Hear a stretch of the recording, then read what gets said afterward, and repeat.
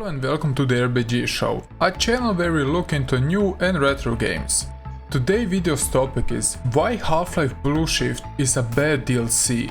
I'm going to share my opinions on why Blueshift is maybe the lowest point of the whole Half-Life franchise.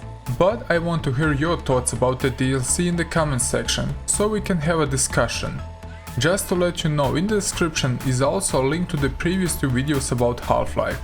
And of course, make sure to hit that bell to be notified when a new video comes out, and hit that like button. Stay till the end where I will give you a final RBG score for the game, so stay tuned. And now let's jump into the boots of Barney and take our police pet. Oh yeah, there isn't any. Why did Shepard get a knife but Barney didn't get a police pet? But instead he got a crowbar. Have I missed something? Since when a security guy is equipped with a crowbar? Logic left the room. Screw it. Let's start with this video. Half-Life Blueshift was released in 2001 and supposed to be a Dreamcast port. Once again it was released by Gearbox and just overseen by Valve. Sadly the Dreamcast port got cancelled as the console didn't sell well. But Gearbox still made the game and published it on the PC instead, as a standalone DLC. They also included a HD pack for some of the textures, that also work with the original game. In this DLC you take a role of a simple security guy who works from 9 to 5, as he got caught in a huge mess. It's like an exact copy like every Half-Life until this point. So you take control of Barney, but not Barney Stinson, cause this would be awesome, but instead Barney Calhoun, a generic and uninspiring looking security guy who needs to attend his duty at the Black Mesa facility.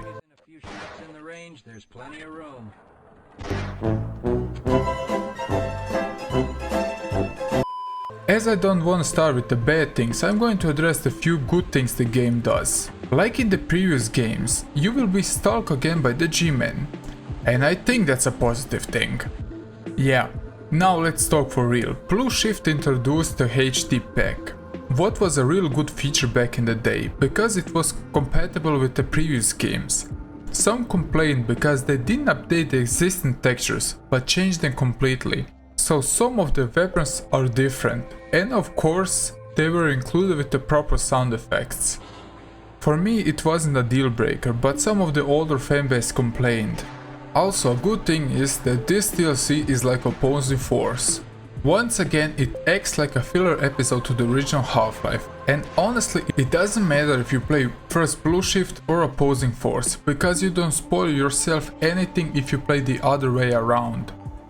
You will once again see Gordon Freeman on some occasions, but nothing that would give you a deeper insight in the original story, sadly. You will see him on some occasions and that's it. So don't expect you get your mind blown with some mind-blowing discoveries.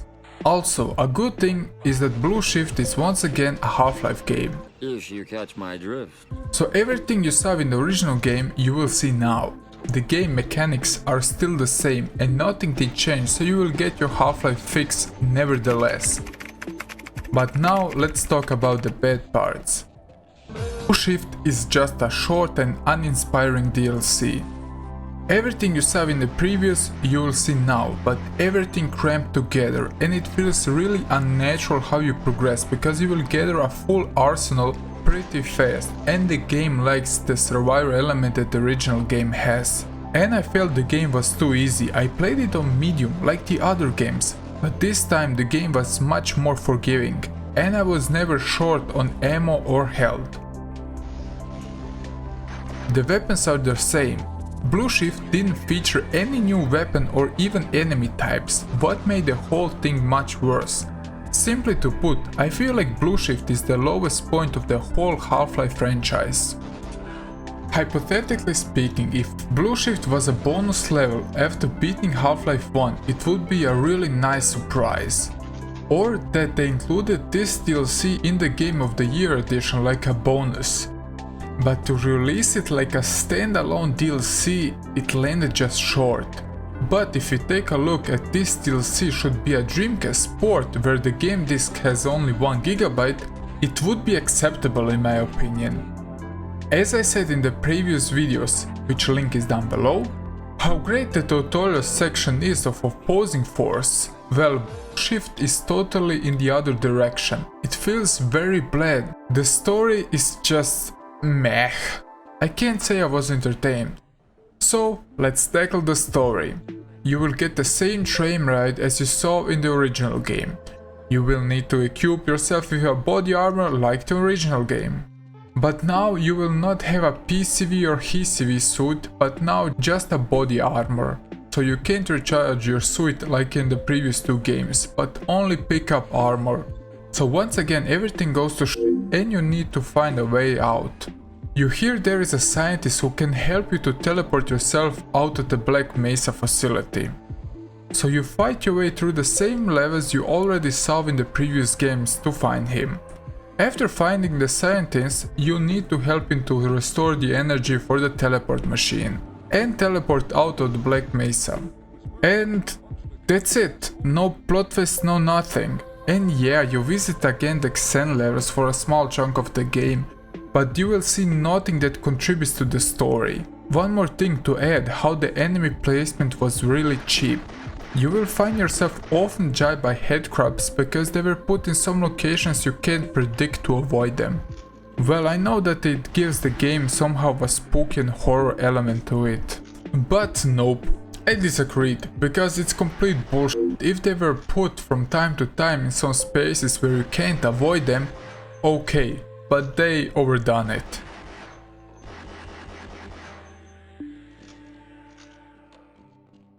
Overall, I'm sorry to give you a short review about this DLC, but there isn't simply to put nothing worth talk about it. I hated how they didn't even try to do something new.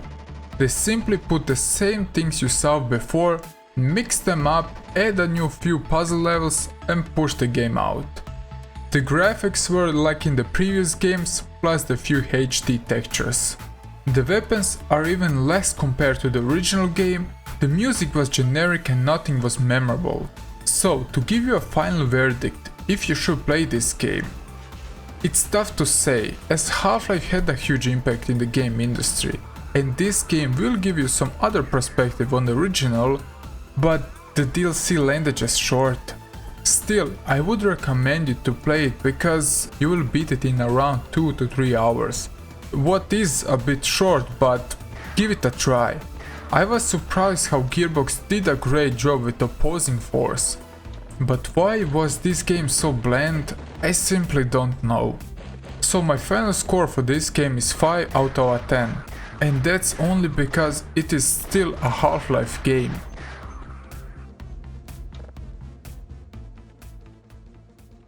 So this would be my review on Half-Life Blueshift, and why do I think it's really bad. Of course, I want to hear your thoughts, so comment down below. Please remember to hit that like button if you liked the video, make sure to hit that bell, click the subscribe button if you didn't, please consider following me on Facebook, Instagram, Reddit, the links are down below, so stay safe and take care. I see you in the next video. Bye!